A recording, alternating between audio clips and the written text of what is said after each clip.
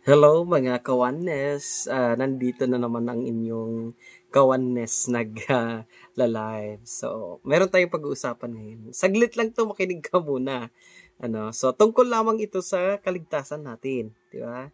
Mahalagang kaligtasan natin sa ating kaluluwa, no? Kaysa sa buhay natin dito sa lupa kasi ito temporary lang ito. Mas mahalaga pa rin ang ating buhay doon sa kabilang buhay. Yun po ang kailangan natin ma-receive.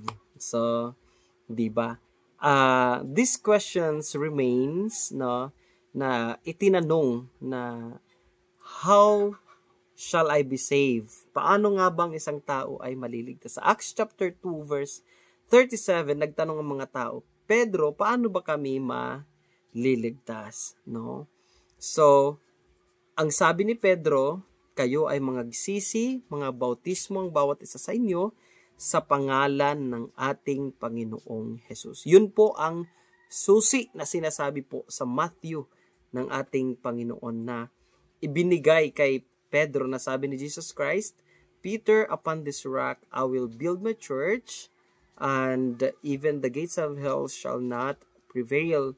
And whatsoever ye shall bind in earth shall be bind in heaven, and whatsoever shall ye loose in earth shall be loose in heaven. So, ganun po ang yung application noon doon po sa Acts chapter 2 verse 38. So, si Pedro, dahil nasa kanyang susi, nilus niya ang ito yung salvation, ito yung pinakawalan niyang salita ng ating Panginoon na ito yung way, ito yung formula, ito yung pamamaraan paano tayo maliligtas.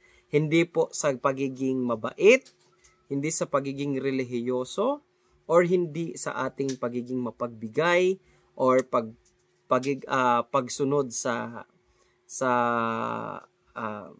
mga alituntunin.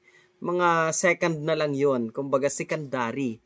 Ang unang steps, ito yung magsisi tayo, mabautismuhan tayo sa pangalan ni Jesus, at mabautismuhan tayo sa banal na espiritu. Lahat ng bagay na yun na binanggit ko sa umpisa, yun ang magiging bunga ng banal na espiritu. Alam niyo mga kapatid, mga kawanes, walang mabuting tao, walang mabait, walang deserving. Lahat tayo undeserving. But thanks to the grace of God, sabi sa Ephesians chapter 2 verse 28, that by the grace of God we are saved. So wala tayong maipagmamalaki sa harapan ng tao, lalong higit sa harapan ng ating Panginoon. So hindi natin pwedeng sabihin na naligtas tayo dahil sa mabait tayo, mabuting tao. Hindi po.